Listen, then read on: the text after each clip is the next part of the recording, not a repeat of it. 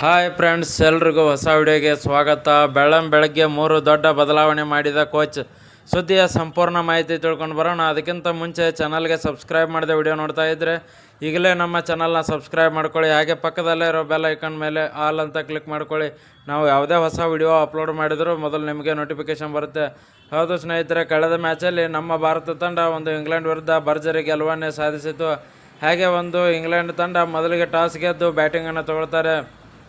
Batting ತೊಗೊಂಡ England ತಂಡ ಮೊದಲಿಗೆ 258 ರನ್ ಹೊಡೆದು 259 ನಮ್ಮ ಭಾರತ ತಂಡಕ್ಕೆ ಟಾರ್ಗೆಟ್ ಕೊಡ್ತಾರೆ. ಈ ಟಾರ್ಗೆಟ್ನ ಬೆನ್ನತ್ತಿದ ನಮ್ಮ ಭಾರತ ತಂಡ ಕೇವಲ 45 ಓವರ್ 2 ಬಾಲ್ಗೆ ಈ ರನ್ನನ್ನು ಚೇಸ್ ಮಾಡಿ ಭರ್ಜರಿ ಗೆಲುವನ್ನೇ ಸಾಧಿಸುತ್ತೆ ಅಂತಲೇ ಹೇಳ್ಬೋದು. ಹಾಗೆ ಇವತ್ತಿನ ಮ್ಯಾಚಲ್ಲಿ ಏನೆಲ್ಲ ಬದಲಾವಣೆ ಇರುತ್ತೆ ಅಂತ ನೋಡೋದಾದರೆ ಏನೂ ಕೂಡ ಬದಲಾವಣೆ ಆಗಲ್ಲ ಅಂತಲೇ ಹೇಳ್ಬೋದು. ಯಾಕಂದರೆ ಕಳೆದ ಮ್ಯಾಚಲ್ಲಿ ಎಲ್ಲರೂ ಕೂಡ ಚೆನ್ನಾಗಿ ಆಡಿದರು. ಹೀಗಾಗಿ ಏನೋ ವಿನ್ ಆಗಿರೋದ್ರಿಂದ ಏನೋ ರಿಪ್ಲೇಸ್ಮೆಂಟ್ ಆಗಿ ಎಕ್ಸ್ಟ್ರಾ ಏನೂ ಮಾಡಲ್ಲ ಅಂತಲೇ ಹೇಳ್ಬೋದು. ಹಾಗೆ ಇವತ್ತಿನ ಮ್ಯಾಚ್ ನೋಡೋದಾದರೆ ಸಾಯಂಕಾಲ 5:30ಗೆ ಇರುತ್ತೆ.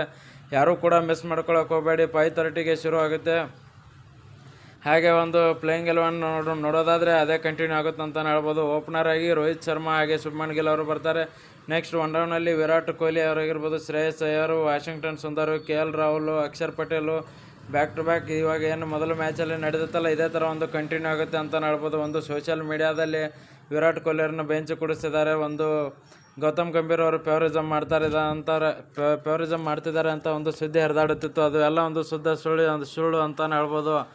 ಹೀಗಾಗಿ ಇದೇ ಟೀಮ್ ಕಂಟಿನ್ಯೂ ಆಗುತ್ತೆ. ಸೆಕೆಂಡ್ ಮ್ಯಾಚಿಗೂ ಕೂಡ ನಮ್ಮ ಭಾರತ ತಂಡ ಇವಾಗ ಸದ್ಯಕ್ಕೆ ಎಲ್ಲರೂ ಫಾರ್ಮಲ್ಲಿ ಬಂದಿದ್ದಾರೆ ಅಂತಲೇ ಹೇಳ್ಬೋದು. ಯಾಕಂದರೆ ಕಳೆದ T20 ಸೀರೀಸಲ್ಲಿ ನೋಡೋದಾದರೆ ನಮ್ಮ ಭಾರತ ತಂಡ ಏನು ಅಷ್ಟು ಪರ್ಫಾರ್ಮೆನ್ಸ್ ಬ್ಯಾಕ್ ಟು ಬ್ಯಾಕ್ 4-4 ಸೋತು